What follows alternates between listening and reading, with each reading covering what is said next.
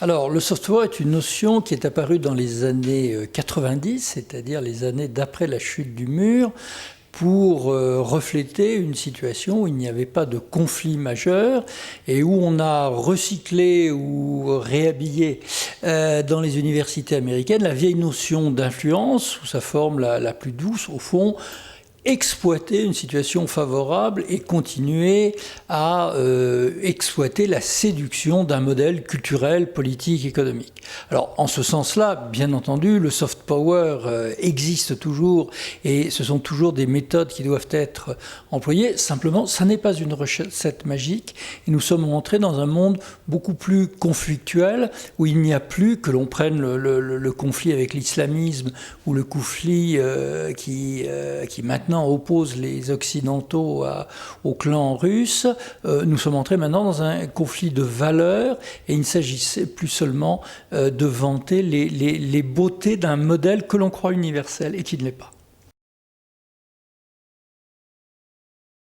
Alors, fondamentalement, parce que on sait faire de l'influence en envoyant un message adapté, persuasif, séduisant. On sait faire ça depuis la rhétorique des Grecs. Le problème, c'est que sur les réseaux sociaux, il y a réseaux et sociaux.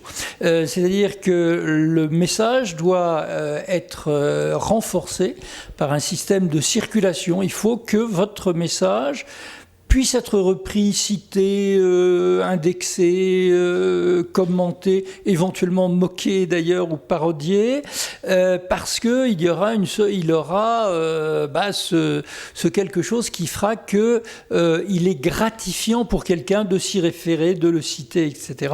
Et le deuxième élément, c'est sociaux, c'est-à-dire que le message va passer à travers des communautés préconstitués, qui ont leur hiérarchie interne, leur mode de fonctionnement.